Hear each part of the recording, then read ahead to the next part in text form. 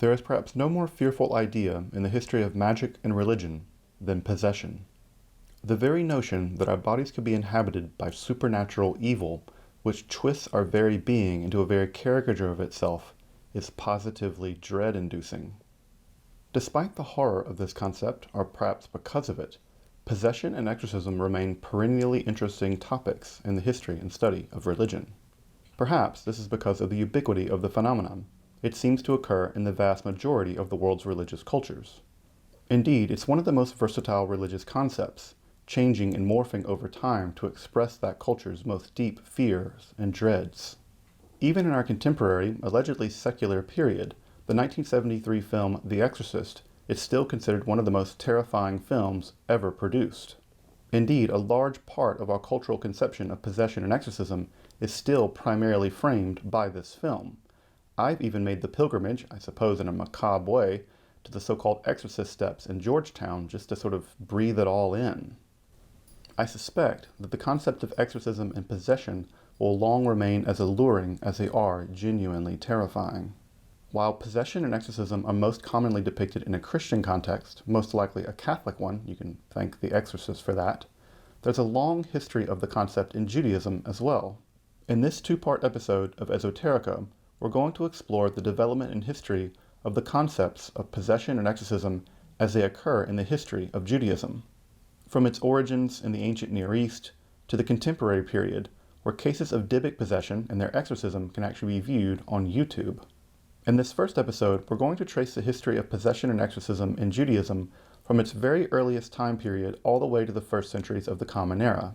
In the next episode, we'll trace the development of these concepts and the rise of Rabbinic Judaism, through the great lull in demonic possessions that seems to occur in the early Middle Ages, through the emergence of the Kabbalah, which produced in the 16th century the most terrifying form of possession known in Judaism, the horrifying case of the Dybbuk. So I hope you'll join me as we explore the concept of possession and exorcism as they develop in the history of Judaism. I'm Dr. Justin Sledge, and welcome to Esoterica, where we explore the arcane side of history, philosophy, and religion.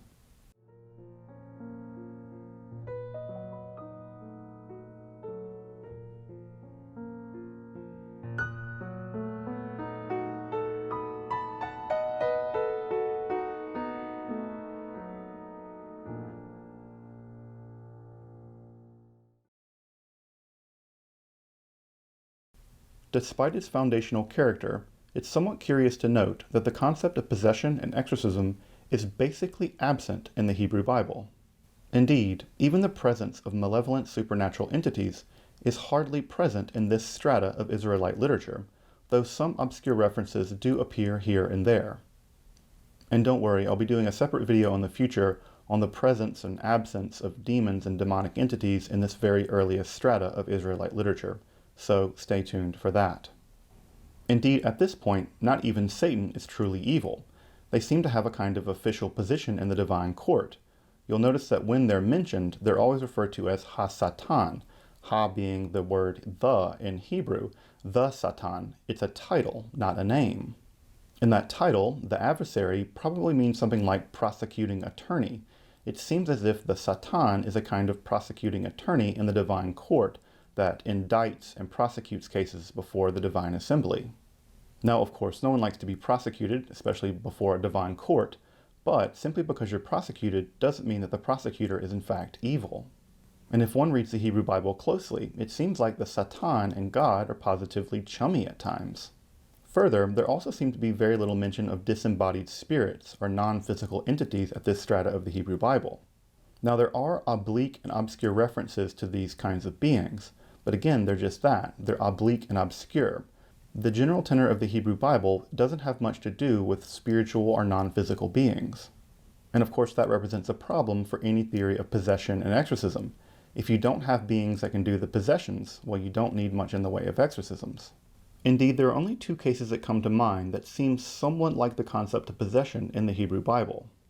The first is a, quote, evil spirit from the Lord, the Ruach Ra'ah Me'et Hashem, which seems to be sent from God to actually afflict the mind and spirit of Saul. You'll remember that King Saul seems to be suffering from some kind of mental health episode toward the end of his reign, and only the playing of the harp by David seems to calm him down, although there are some circumstances where even that doesn't seem to work, and Saul flies into violent fits and attacks David for some reason. And the other is a so-called lying spirit, or the spirit of deception, the Ruach Sheker, which seems to volunteer before the divine council to be sent into the mouths of the various prophets in order to send King Ahab to his doom. This whole drama plays out, I think, at the end of 1 Kings around chapter 22, where God actually wants to have King Ahab killed and sends a lying prophet into the mouths of the various prophets in order to give him a false prophecy such that he will go to battle, fight, and die. This is sort of like a counterintelligence Shabak program from the heavens. It's very odd, however, that God would in fact use deception in order to get a king killed. There's something kind of CIA about all this. Regardless of the spiritual cloak and dagger business and all this, you'll notice what's interesting about both these stories. In both of these accounts, the evil spirit is actually sent by God. It doesn't seem to have a kind of independent existence all its own. What we don't seem to see here is a kind of independent or semi-independent demonic world, where spiritual entities are targeting human beings and possessing them. Rather, they're being sent by the Israelite God to accomplish a very specific goal in the overall agenda of that God. This likely represents the theological concerns of the writers of these texts. In these texts, one simply has to imagine that God has complete executive power over how things go in the world. There's simply very little theological room for an independent demonic executive power here. This writer is very strongly on the monotheistic scale of things, and we see that exact kind of theological idea echoed in so-called 3rd Isaiah, where the Israelite God declares, Ani tov v'ra, ani or v'choshech, I am the light, I am the dark, I am the good, and I am the evil. This is an idea of radical monotheism. Even evil in this strata of Israelite theology is attributed directly to the Israelite God. There's simply no notion of independent evil out there lurking in the darkness. We can perhaps learn a bit more about the Israelite concept of possession and exorcism by looking at their two greatest nearby neighbors. That would be the Egyptians and the cultures of ancient Mesopotamia. While possession and exorcism did occur in ancient Egypt, it doesn't seem to play a major role in either cultic or medical life. In this way, Israelite culture seems to be a bit more like the Egyptian rather than the Mesopotamian cultures. While virtually all ancient Near Eastern peoples took illness as having a basically supernatural origin, the Egyptian practice was largely to get ahead of the curve of this evil supernatural power. Rather than typically see illness as a kind of possession which had to be exorcised, the Egyptians often engaged in what we would call execration magic, that is to say, warding magic to prevent the onset of sickness altogether. Indeed, the majority of Egyptian medical magic typically takes the form of execration spells rather than exorcism spells, which is to say they typically try to ward off illness before it arrives rather than exorcise it after it does. Indeed, this practice is echoed in Egyptian medical literature, where we see that a preponderance of the medical technology there is rather naturalistic. Indeed, the Egyptians were the great innovators when it came to ancient surgery, performing the first eye surgery ever known in history. Indeed, the Egyptians are responsible for the most comprehensive early medical manuals in all of human history. These treatises cover a wide range of medical practices, from trauma medicine to gynecology to ophthalmology. There are sections analyzing what we would now call rheumatology, and even specific treatises on children. That is to say, the Egyptians pioneered the development of pediatrics. Even rival schools of medical theory and practice emerge in ancient Egypt, and about 12 or so major comprehensive systematic medical texts have emerged and survived from ancient Egypt. These are all well worth taking a look at if you ever have the chance to. While naturalistic medicine certainly existed in ancient Mesopotamia, exorcism seems to have played a much larger role in their medical technology than it did in the ancient Egyptian or ancient Israelite contexts. Indeed, the most detailed medical manuals of the Neo-Assyrian period, this is a period that we have some of the best documentation of the Mesopotamian theory of medicine, detail over 16 tablets in which exorcism is a large aspect of that medical technology. Indeed, in these texts, what we have is a combination of both medical and exorcistic technology as it was performed by cultic professionals, called ashipu or mashmashu. These words can be translated something like incantation expert or exorcist doctor. There's simply no good translation of these technical terms from their ancient context into our modern context now. Though, while these documents do focus more on the supernatural etiology of disease and their cures, these works are no less systematic. In fact, many of the diseases described by these texts are described for the first time in human writing. Luckily for us, these 16 tablets describing the exorcistic practices of the Neo-Assyrian period survive in relatively good condition, and give us a great window onto the practices of these incantation experts. So I'd like to summarize, at least in a very brief way, the exorcistic healing processes and rituals of the Eshipu, or the incantation experts, as they're described in these 16 Neo-Assyrian tablets. The basic task of the exorcistic ritual here was to transfer the demon or ghost away from the infected person or place, such that it could be sort of peeled off or dusted away in a way that it could be otherwise dispatched from that person. The idea here is to transfer it from one entity to another and then remove that entity, the demon or the ghost, into another place. Typically, there's no sense that you can actually destroy the demon or the ghost. You could simply either move them to a different location, trap them, or perhaps get them to go safely into the underworld. The first step of the process involved ritual purification through immersion. What's interesting about these immersions is they can be either immersions in water, as we would typically think of purifying immersions in the ancient Near Eastern world, or they can actually be immersions through rubbing, with the use of precious stones, woods, or even special metals dedicated to the gods. So here we have not just ritual immersion in water, but a kind of rubbing ritual in which various kinds of stones and metals have a kind of supernatural power of purification. This idea of stones, powers, and wood having correspondence or sympathetic magical powers will persist long into magical traditions even to this day. The person or the space afflicted by the demon or ghost are also themselves purified. Though their purification is slightly different, they tend to be rubbed with either grain or dough or bread, or sometimes even with animals or animal pelts. This is the beginning of the process in which the demon or the ghost is being transferred from their physical body into the grain or the dough, in which that can be burned at a later time. It seems that these purification rituals could be performed in either a sacred space such as a temple or in a secular space such as an infected home. From here, there were a wide range of exorcistic practices that could be applied depending on the circumstances. These rituals would involve the cleaning and sweeping of the space of the infected, along with a kind of ritual hunt for detritus. This ritual cleaning would be followed by the sprinkling with water, along with various libations to the gods. This would last be followed up by the burning of various unguents and incenses, and of course all this would be determined by various divinatory aspects known to the ritual practitioner as to exactly what kind of rituals were required, at what time, and in what way. It's at this point that the actual exorcistic incantations seem to begin in earnest. It seems that we have a kind of opening invocation, followed by various techniques to provide magical protection for the ritual practitioner. This would involve the use of plants or even the presence of a raven. Once the magical protections are in place, the exorcist begins the process of shouting and threatening the demon or ghost to leave. These commands are typically accompanied with the ringing of bells, with the burning of incense, including the burning of sulfur. We're going to see that the burning of sulfur is going to be a core component of exorcisms for centuries to come, so watch for it as it develops later.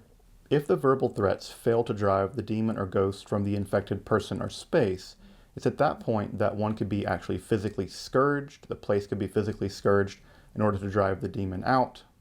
It's at this point that one may actually begin to negotiate with the demon or ghost in order to get them to leave. For instance, it's not uncommon to offer the dead a proper burial or proper funerary practices in order for them to leave the afflicted person. It's also at this point that one may begin to threaten the demon with other demons. This is famously done in which the demoness Lamashtu, a killer of infants, can be threatened to leave by the image of Pazuzu, the famed demon of exorcistic lore in the ancient Near East. The use of using one demon to drive away another demon is actually not uncommon in ancient Near Eastern magic, and we'll see Jesus actually being accused of exactly that process in his exorcistic power in the New Testament. During this entire process, the infected or possessed person is provided themselves various forms of magical protection. This would involve being scrubbed with water, being rubbed with various kinds of sacred woods. This would also include magical symbols being drawn on the floor or on their bodies with flour, and this would also include massages with milk and fat rubbed over their bodies.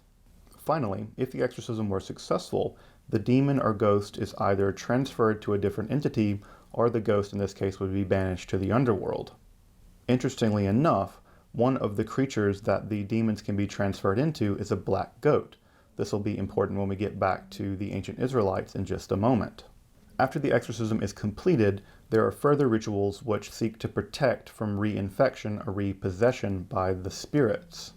These include various kinds of amulets, of which many have actually survived. It can be viewed in museums, along with votive statues. The most famous of these votive statues, of course, are the Pazuzu statues, which are there to frighten away the demoness Lamashtu, along with the scattering of various kinds of vegetable seeds. It's also worth noting that the use of vegetable seeds is also seen in other forms of folklore as well. We see in Eastern European folklore the use of various kinds of seeds to distract vampires from pursuing you. For whatever reason, if you scatter a great deal of seeds on the ground, then the vampire, for whatever reason, has to stop and pick them all up before they can bother you. So you should keep some vegetable seeds with you, especially this time of the year. As you may have already noticed, some of these Mesopotamian exorcistic concepts actually do make their way into Israelite religion, although somewhat indirectly. Of course, the most obvious is the idea of the Azazel goat. This is a ritual in which the high priest of ancient Israel would actually transfer the sins of the Israelite people on Yom Kippur into a goat, and this goat would be dispatched into the wilderness. There are some stories in which it's actually thrown down a mountain. But the idea here of transferring sin or evil or infection to an animal and then killing that animal, we find it, of course, in ancient Mesopotamia, but we see it also here being incorporated at some level into ancient Israelite religious practice as well. The other important concept that you may have noticed is the idea that places can be infected with demonic power as well. This is very likely echoed in the ancient Israelite conception of Sa'arat, which is sometimes translated incorrectly as leprosy. This is not Hansen's disease. Sa'arat is some kind of supernatural illness sent directly from God, and importantly, it can inflict people, famously inflicted Moses' sister Miriam, but it can also inflict places, and there are very complicated rituals in which Sa'arat can be diagnosed by priests and can be dispatched by them and by them alone. So in both of these cases, both the case of the Azazel goat and in the concept of Sa'arat, this supernatural illness which can inflict both people and places, we have something like ancient Near Eastern possession and exorcism rituals being imported into Israelite religion. So we can see at this point that the basic metaphysical structures for possession and exorcism are actually already at work in the Hebrew Bible. We have evil spirits coming from God and possessing people to make them do things, but we also have the exorcistic technology being imported from ancient Mesopotamian cultures in the form of the Azazel goat and the Sa'arat illness. It's from the combination of ideas like these that will eventually produce a concept like possession and exorcism as we know it in both Israelite religion and in turn in Judaism. The next major moment in this history is the Babylonian exile, which began in 586 BCE and the rise of Jewish apocalypticism. As you can see on the screen, apocalypticism is an enormously complex movement in religious history and requires its own video. I'll be making an entire series, I think, on Jewish apocalypticism in general, so make sure to stay tuned for that. But what concerns us in this episode is the apocalyptic mode's concern with the origins of evil, specifically the origins of evil and the kinds of creatures that we would now call demons. Possibly under Zoroastrian influence, Judaism began to import large amounts of angelic and demonic creatures into its religious mythology at this time. In fact, it's during this period that we get the first named angels, Michael and Gabriel, as they appear in the apocalyptic classic, the Book of Daniel. But also it's during this period that we get the first things that we might recognize as demons. These are the so-called Watchers, as they're found in the famous Book of Enoch. As you may know, it's in the Book of Enoch that a renegade group of angels led by a certain Shemhaza, or Simyaza, or Shemhazai, all of these various versions of his name just literally mean the one that sees the name, well, they decide to descend to Earth, well, in order to have sex with human women. Now, before you go making any Earth Girls or Easy jokes, one of the first women that these angels encounter actually tricks the leader of the angels, Simyaza. There's a great moment where Simyaza is trying to have sex with this woman, and then rather immediately go over to having sex with him, she demands that he teach her the divine name. And Simyaza does, and as soon as he does teach her the divine name, she is transformed instantly into a series of stars, the Pleiades, and escapes from his clutches.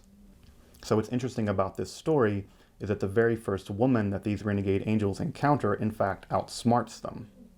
At any rate, there are two important things about this story to be found in the Book of Enoch.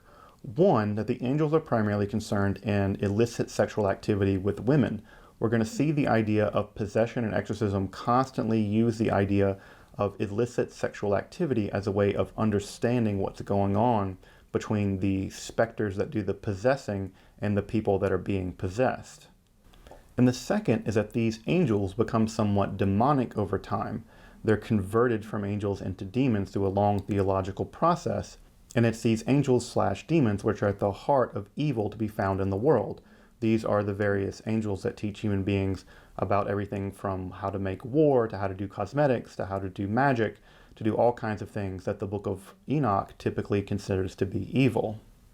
Of course, none of this is possession strictly speaking, but again, it's part of the transition of the narrative from supernatural entities to an idea of possession, where we have one, the sexual element that's going to be very important in much of later possession exorcism stories, but two, the transition of supernatural creatures somewhat outside the power of the divine. They act as independent entities, and insofar as they're capable of acting as independent malevolent entities, it's only then that they can set about the task of possessing people.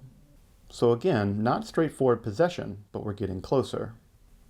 About a century after the composition of the Book of Enoch, the linking of sexual desire and demons is fused in the Book of Tobit. As you may know, the Book of Tobit can be found in the Christian Apocrypha, and it was the favorite topic of many Renaissance painters. In fact, if you ever see a Renaissance or medieval painting with angels walking around with a young man with a fish, then you're almost certainly seeing an image from the Book of Tobit. And it's that fish that is actually the most important part of this part of the story. To summarize very briefly, Tobias and some of his angelic friends are out on a hike. Who has angel friends? I want angel friends. At any rate, they're out on a hike and they find a fish, and the angel tells them to gather up various parts of that fish because they have some kind of magical or supernatural powers. Now, young Tobias wants to marry the fair Sarah, but there's a problem. There is a demon named Ashmedai, we'll get back to him in a minute, that guards Sarah, and anytime anyone attempts to court her, well, the demon kills them. Now, it's worth noting here that the name of this demon is Ashmedai, or Asmodeus. You may recognize Ashmedai as not a Hebrew name. In fact, it's an Iranian Zoroastrian name, thus indicating that the demon being imported here from Persian mythology or from Zoroastrian mythology shows that ideas from other Middle Eastern cultures are now making their way for sure into Judaism. The demon in this text has a Zoroastrian name. Well, at any rate, the young Tobias does court the fair Sarah, and he uses the liver and the heart of this fish as a kind of unguent or incense fumigation to drive the demon as far away as Egypt. And when the demon Ashmedai or Asmodeus is driven all the way to Egypt, the angel Raphael is actually waiting for him and binds him hand and foot in chains. I should also mention, by the way, this is the first appearance of our friend Raphael, the angel, in literature. Sometimes these first appearance things are kind of like comic books. You're like, did you see Batman first appeared in Detective Comics number whatever? So yeah, at any rate, Raphael, first appearance, Book of Tobit. Look it up. Now again, I know what you're thinking. This isn't strictly speaking possession.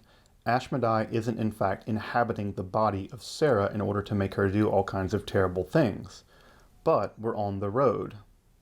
It still is the case that the demon here is very carefully guarding Sarah, and there's some idea that he's guarding her for sexual reasons. Again, he's always killing her suitors, and we do have something like an exorcism ritual in which the guts of this fish are used as a kind of incense to drive him away. As we've seen, the use of incense or fumigation was already found way back in ancient Egyptian and in ancient Mesopotamian cultures as a mechanism to drive away evil spirits. And of course, the use of incense and fumigation will remain all the way to this day a way of purifying or driving away evil. So it's important that we see that the structure of the basic exorcism possession cycle is already present in the Book of Tobit, even if Asmodeus isn't physically or spiritually inhabiting the body of Sarah.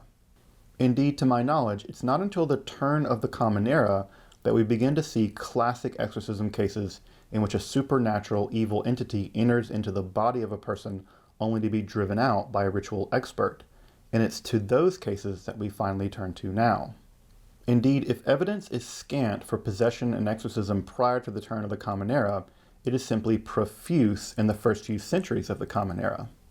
And we can see this phenomenon widely attested in the Jewish context in the first few centuries of the Common Era, specifically in the sectarian documents of the Dead Sea Scrolls, in the writings of the philosopher Philo of Alexandria, and the exorcistic rituals performed by the famed Jesus of Nazareth, and in the writings of the Jewish historian Josephus. So I want to turn my attention to these 4 examples of possession and exorcism as they represent basically the entirety of the literature that survives from this period on the subject. And that will get us all the way up to the rabbinic period, starting in, say, around 200 of the Common Era, and that is where we will start the next episode. The earliest exorcistic texts that we seem to have from a Jewish context at this time are found among the Dead Sea Scrolls.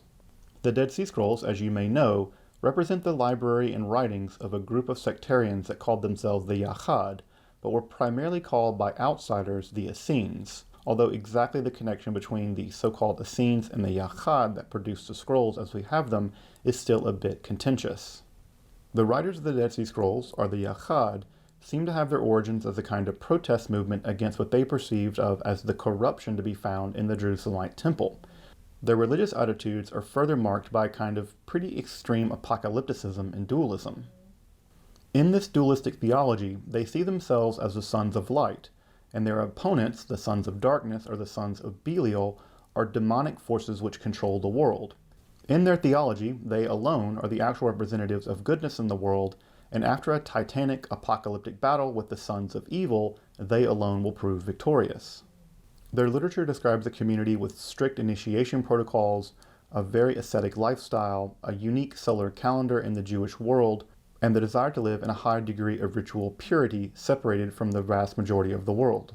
Following the Great Revolt in the last half of the 1st century, it seems that their community was destroyed, and their scrolls simply remained in those caves, only to be discovered from time to time, and primarily in the mid-20th century. Indeed, about 1,000 scrolls and tens of thousands of scroll fragments have been discovered to date. But as you can surmise from this brief summary, the world of the Yachad, the writers of the Dead Sea Scrolls, is a world positively filled with demonic power, and it's this demonic power to which I want to turn to now. The scrolls that interest us, at least in this episode, are a series of psalm-like texts which are described as, quote, songs to be sung over the stricken, and these probably represent the earliest kinds of Jewish incantation exorcistic texts in history. The major of these scrolls is 4Q444 and 4Q510 through 11. I'll be putting up some text from these exorcistic scrolls on the screen, but you can also consult them in various other texts as well. It seems that the exorcistic power of these texts is primarily in the form of frightening the demon which is afflicting the person by describing to the demon the awesome power of the Israelite God. Indeed, the repetition of the power of God over and over in exorcistic rituals is very common. We'll see it from here in the Dead Sea Scrolls all the way into the modern rituals that are found even in the Catholic Church. You'll remember the famous scenes in The Exorcist where the exorcist there and those rituals, which are actually relatively accurate, repeat over and over the power of God compels you, the blood of the martyrs compel you, this idea that the power of God actually forces the demon out of the body of the possessed person. Those kinds of ideas and that kind of repetition can be found here all the way back into the Dead Sea Scrolls. It's also worth noting that it's in these texts that we get a kind of early inventory of demons. In fact, Lilith, the famous demon to be found in the alphabet of Ben Sirach and of great feminist fame, is actually mentioned here for the first time in any manuscript in recorded history.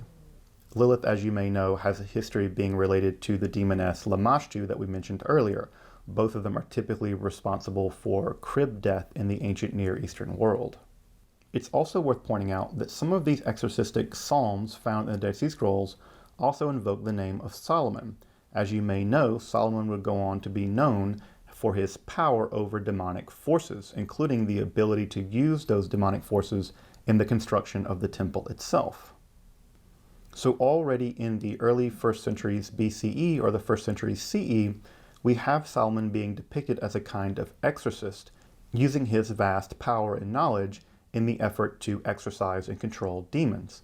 This idea is going to become crucially important in the development of magic, from the Greek magical papyri all the way through the medieval grimoire tradition, in which so-called Solomonic magic is typically associated with the ability to control demons. We can trace that idea back all the way to the exorcistic psalms found here in the Dead Sea Scrolls. While we do have these exorcistic scrolls, and they do give us some insight into the theology and the practice of exorcism as it was done in the hinge of the 1st century of the Common Era, what is actually missing are the actual rituals that they may have done to further the process of exorcism itself. In other words, what we don't know is how did these texts actually function into the practice of exorcism as a ritual? Were there fumigations? Were there unguents? Did they use ritual baptism, which we know is a core component of life there at Qumran and the Yachad? The answer is we don't know. What we have here are the texts, but we don't have anything like the rituals that these texts would have focused into. While we have the text or the incantations that would have been used very likely in exorcism rituals, we don't have any sense of what would have been done in addition to the chanting perhaps of these texts. But what we can likely conclude is that we've entered into the period of possession proper, where supernatural, malevolent, evil beings are entering into the bodies of human beings and therefore need to be expelled. It seems by the period of the Dead Sea Scrolls that possession and exorcism have certainly entered into Judaism as we would recognize them. Of course, the most famous Jewish exorcist in the history of the ancient world was none other than Jesus of Nazareth. Indeed, had Jesus not become the central figure in the development of Christianity, he likely would have been principally remembered as an exorcist or healer. Indeed, the Galilee was known for producing just these kinds of figures.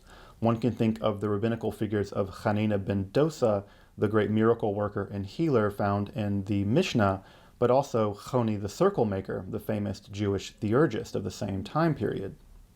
So it's unsurprising that we would have Jesus of Nazareth, the famed exorcist, along with other rabbinical figures like Hanina ben Dosa and Choni the circle maker, all sort of figuring into a Galilean story about the various kinds of miracle workers from that region.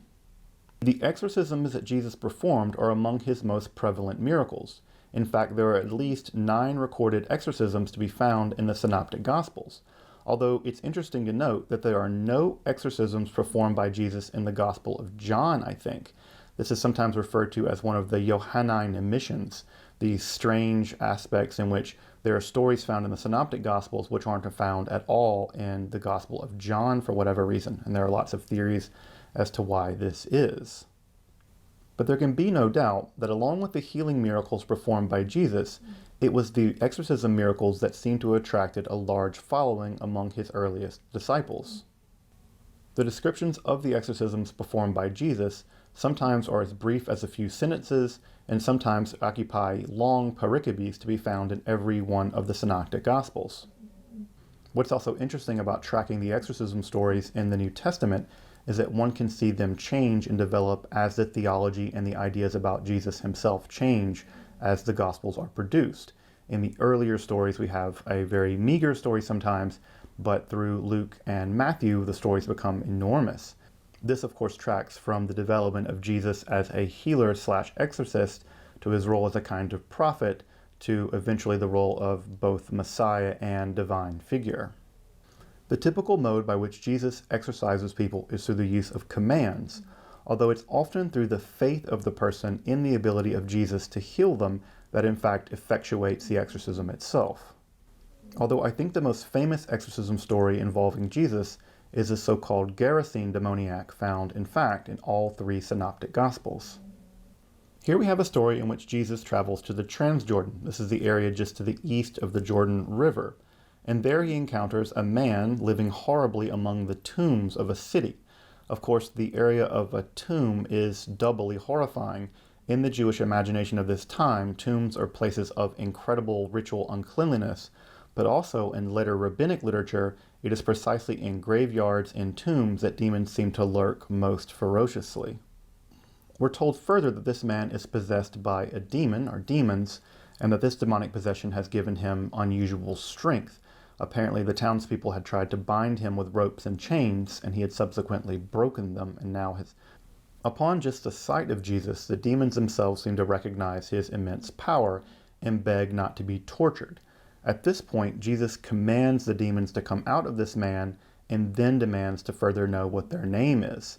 This idea of knowing what the name of a demon is in order to control it is a classic idea to be found all the way back in ancient Egypt, and this idea will be found all the way until ritual practice of the contemporary period. Upon that command, the demon reveals its name. In fact, we find out that it's not just one demon, it's in fact a host of demons, and these demons reveal their name to be Legion. We'll come back to that in just a moment. The demons then beg Jesus not to simply cast them out, but specifically to cast them out into something else. In this case, a herd of pigs, which once Jesus does cast them out into this unclean animal, right? This is very important. The image of the pig, of course, would have been seen as a deeply unclean animal in the Jewish imagination, and casting out the unclean demon unto an unclean animal makes sense. This also harkens back to the older Mesopotamian idea that one can transfer the demon from an inflicted person over to a different animal. Back then it was a goat, but in this story here we have them cast into pigs. Subsequently, the herd of pigs, now filled with these demon legion, throw themselves off a cliff into some water and therefore die. It's important to note that the local townspeople, while impressed and somewhat terrified of Jesus' power to move these demons into these pigs, are also equally terrified of Jesus and basically request that he leave and go somewhere else. While the possessed man, who wants to join with Jesus as Jesus departs, is actually told to go to the Decapolis and simply tell people what has happened to him, thus further spreading the message of Jesus and the idea of Jesus' enormous power over the forces of evil. Of course, there's a great deal to unpack about this story. This is probably one of the most widely known stories of Jesus' power over evil in the New Testament. I think what stands out to me the most is that the name of the demon here is Legion. Legion, of course, isn't a Jewish name. It's not to be found in Aramaic or Hebrew. In fact, as you probably know, the legion is a unit of the Roman army. It's the basic unit of the Roman army, comprising roughly 5,000 to 8,000 soldiers and their auxiliaries. And of course, it's worth pointing out that Judea at the time of Jesus, and certainly at the time of the writer Mark, is under brutal Roman occupation. They're literally at the cusp of a great revolt between Jewish and Roman forces. So at some level, it's hard not to miss the basically anti-colonial subtext of this story. We have a man being possessed by the Roman army, which is then cast into unclean animals, which are then thrown into the sea. It's difficult not to imagine this story as functioning at basically two levels. There's a spiritual level in which Jesus, the Messiah, has the ability to control demonic evil forces and thus destroy them. But further, the idea here is that the Roman army as an occupying force is viewed by the writer of this text as a kind of evil possessing the land, which can be exorcised and thus thrown out and thrown into the sea. Of course, there's no sea in the Transjordan. I think the sea that the writer has in mind here is the Mediterranean. The idea here is casting the Romans into the sea as if they were a demon possessing the land of Judea. To me, this dual layer of the text represents the great creative genius of the writer and of early Christianity. We have Jesus, who has messianic powers over evil, but also we have here a deep hope for redemption, in which the evil Roman army, the demonic Roman army, will be exorcised from the land of Judea. So we have a kind of dual apocalyptic messianic story operating here in the very famous story of the Gerasene demoniac. Of course, just as early as there were literal accounts of exorcism and possession, there were also more rationalizing trends in the Jewish world as well. This more rationalistic argument can be seen in the writings of someone like Philo of Alexandria, the Jewish philosopher of Middle Platonism. As you probably know, Philo is most famous for attempting to reconcile his Jewish religious beliefs with the larger Greek philosophical ideas of his day, producing a synthesis in which both ideas are married harmoniously. His philosophical output is rather vast, but I want to focus in specifically in his discussion on the relationship between Jewish demons/angels and the Greek idea of the daimones, or spirits. These daimones are relatively neutral spirits in the Greek imagination, and see how he attempts to understand just how the Greek daimones and the Jewish relationship of angels and demons relate specifically in terms of the process of possession and exorcism. As you can see on the screen, this is from Philo's books on the giants. We have a really fascinating attempt to understand just what angels, demons, and daimones mean in the context of a more psychologizing aspect found in Philo's more Middle Platonic philosophy. For him, angels, demons, and daimones are less supernatural creatures which exist in the external world as much as they are psychological facts about our own interiority. In this case, he's specifically talking about our own addiction to physical pleasure, which he likens to a kind of possession. Of course, this idea can be traced all the way back to Plato, between the two horses of desire and reason sort of being driven, in some sense, if we're lucky, by the logical power of the rational aspect of our soul. Here we have the idea that demonic power or demonic influence is primarily our inability to control our own inner life. This is sometimes even the way we refer to ourselves these days as having, quote, inner demons. These inner demons, for Philo, are aspects about our own psychology or our own soul, in the way that he would perhaps put it, that we must conquer in order to live a life that's actually free and properly philosophical.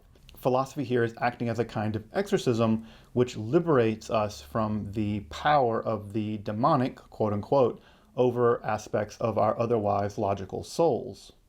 This more psychological read of angels and demons strikes me as extraordinarily modern, but it's interesting to note that where Philo develops this idea is precisely in his book on the Watchers, and it's by combining the Jewish mythology of the Watchers found in the Book of Enoch with the Platonic philosophy found in the ideas of people like Plato, where we get this unique synthesis of demons as psychological aspects of ourselves. Again, this idea strikes me as incredibly modern. One can even see in the works of someone like Aleister Crowley the idea that goetic demons are in some sense aspects of our own psychology that the magus must attempt to work through to liberate themselves or discover their holy guardian angel. Now, it's worth pointing out at this point that Philo's psychological interpretation of angels, demons, and daimones never really proved popular with either Christians or Jews. Both Christians and Jews maintained a much more mainstream idea that it was, well, really demons that possessed you, like supernatural, nasty monsters that possessed you, not psychological desire for like the cute guy down the street. For them, this was really demonic entities and really angelic powers serving God or serving the powers of evil that concerned them. So the ideas of Philo never really took root in the Jewish world. In fact, they're only preserved by Christians. And even from the Christian perspective, demons remained, from an Orthodox point of view, very real creatures capable of inflicting great physical and spiritual harm. Again, they weren't merely psychological aspects of ourselves that we needed to use philosophy to conquer. Rather, the demonic was a representation of the world of evil, and it was through the power of God or through Christ that that evil was eventually conquered, not through the power of philosophy or psychology. So we'll have to wait a couple of millennia until again we see a robust idea of angels and demons as being primarily psychological or psychic aspects of our own interiority. So see ya in a couple millennia, Freud and Jung. Very much unlike this Philonic interpretation of angels and demons that are psychological in character, one of the clearest analyses of angels and demons as actual metaphysical and supernatural entities can be found in the works of the Roman Jewish historian Josephus. Though curiously, in Josephus's text, The Antiquities of the Jews, we see something like a bridge between the more psychological idea found in Philo and the more straightforward idea of metaphysical entities to be found in his other text on the Great Revolt. And this is interesting because it's Josephus attempting to understand just what was going on with the king Saul. We mentioned Saul earlier. Remember, we have this evil spirit, this ruach ra'ah, that is sent from God that afflicts Saul and causes him to experience what we would now call something like mental illness. What's interesting in his account is that we have something like a combination of both Greek and Jewish ideas when it comes to discussing the demonic possession of Saul. Here we have the idea that there was in fact an evil demon possessing him, but that doctors are attending to him, attempting to assuage his passions. This is a very Greek philosophical idea, and it's rather than just merely having David playing his harp as a sort of music therapy to treat Saul's demonic possession. Of course, this idea of treating the passions with music lines up very well with both Pythagorean and Platonic ideas of how to sort of soothe the soul from the chaotic, anarchic control of the passions, which Josephus seems to have in mind when describing this whole episode with Saul. But it's also the case that Josephus took literal demonic possession very seriously as well. In one of his accounts, we're actually told that this therapy, i.e. exorcism, is, quote, very powerful among us, i.e. the Jewish people, and that specifically Solomon, among all the kings in the world, was given unique power over the world of the demonic, and it was through the use of this kind of Solomonic power that Jewish people specifically had the ability to expel demons. Further, in one of Josephus's own accounts, we have a mention of a certain Eliezer, which seems to have been one of Josephus's commanders who actually expelled a demon in the presence of the Emperor Vespasian. In this account, we have the exorcist Eliezer using both a special kind of ring, but also some kind of magical root, which when the possessed person smells that root, the demon is expelled from their body. In fact, you can see physical proof of this, Josephus says, by putting out a kind of bowl filled with water, and as the demon exits the body of the possessed person, that demon sort of splits or disturbs that water, and you can see literally the demon leave the body. Again, allegedly, according to Josephus, and again, we should always take what Josephus says with somewhat of a grain of salt. Josephus is interested in more or less popularizing Josephus more than he is in telling the truth or anything else. But this is such a strange story that perhaps something like this did in fact happen, that perhaps he did have a certain Eliezer who had a side gig as an exorcist aside from being a commander, and perhaps did exorcise someone in the presence of the Emperor Vespasian. I suspect the emperor would have been, I don't know, entertained or something? Who knows? In a further section in Josephus' book on the Jewish War, we're actually told perhaps something more about this root that the exorcist Eliezer used in the performance here before Vespasian. In this account, we're told of a special kind of tree which seems to emit something like lightning, and that the roots of this tree have a kind of magical power, specifically a magical power over demons. The problem, of course, with this tree is twofold. One, it doesn't exist anymore. It seems to have been destroyed perhaps during the Great Revolt. And two, if you actually attempt to get one of the roots from this plant, you immediately die. This tree, the baras tree, of which the root is also called the baras, this baras root is luckily able to be obtained, although through somewhat strange means. For instance, if one were to pour the urine of a woman or the menstrual blood of a woman on the root of the tree, it will allow you to grab the root and cut it off, although you have to hold it upside down as you're carrying it, otherwise it will kill you again. Luckily, if you don't have women's urine or menstrual blood, there's another way to get the root as well. In this way, you dig a trench around an area of the root, exposing the root, and then you tie a dog's leash to the root. And as you attempt to walk away, the dog will try to chase you, I suppose, thus dislodging the root and, well, killing the dog. But you get the root. Apparently, if the dog snatches the root out of the tree, I don't think you have to hold the root upside down to avoid being killed by the magical baras root. Now, what's important about this baras root, aside from the fact that it will kill you and it doesn't exist anymore, is that it can be used in exorcisms, and it seems like this baras root is exactly the kind of root that was used by the commander Eliezer during the exorcism before the Emperor Vespasian. So clearly by the time of the Dead Sea Scrolls, by the time of Jesus of Nazareth, and by Josephus, we already have a relatively sophisticated idea about just how exorcism is meant to happen. The Dead Sea Scrolls have given us a liturgical mechanism by which to drive demons away through instilling fear in them of God. We see in Jesus the idea that you can command spirits through very strong language and by learning their secret name, therefore transferring them from one kind of being to another. And in Josephus we have the use of perhaps magical rings and roots, which also seem to be somewhat magical, that have the ability to drive these demons out. Now, the roots idea goes back to ancient antiquity already by the time of Josephus, but already we're seeing here the elements of a very sophisticated theory of exorcism using a wide variety of liturgies, magical words, commands, incantations, magical rings, and magical roots. Already by the turn of the Common Era, exorcism is becoming extraordinarily sophisticated in the Jewish world. We can see much of this really fascinating exorcism technology coming together in a very fascinating formula found in the Greek magical papyri. Here we have a really fascinating exorcism ritual to be found in PGM 4. It's fascinating for lots of different reasons. One is it's actually bilingual. It's written in both Old Coptic and in Greek, with some sections of the conjuration being done in Coptic and some of them being done in Greek.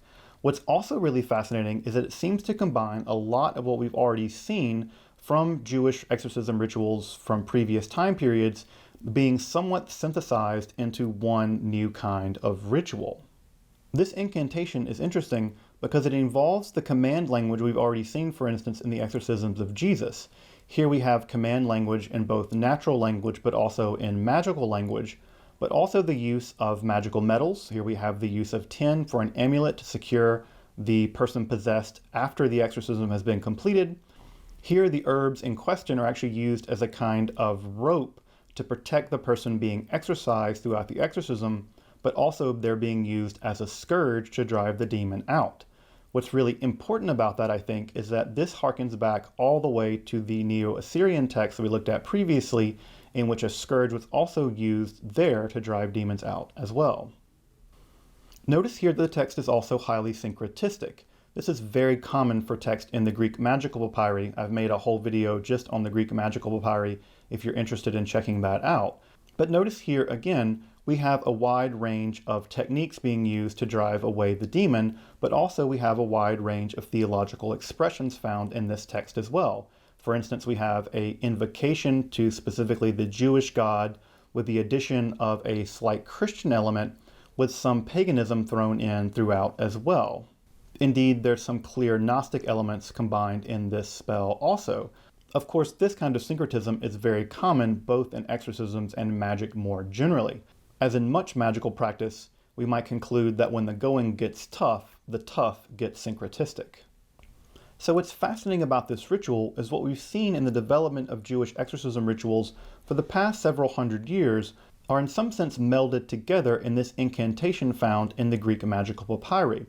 And in fact, I think this incantation is probably a window into how common exorcisms were performed on the day-to-day, assuming people got exorcised day-to-day. They might have. And we see that all of these elements get combined in this text from the Greek magical papyrus.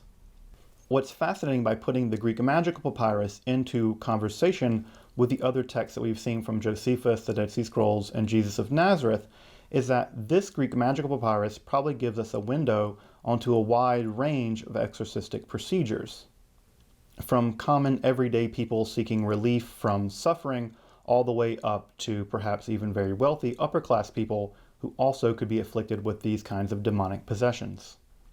In this episode, we've covered the development of the concept of possession and exorcism in Israelite religion and Judaism over the course of about 800 to 1,000 years, from the earliest periods of the Hebrew Bible all the way into the early years of the Common Era.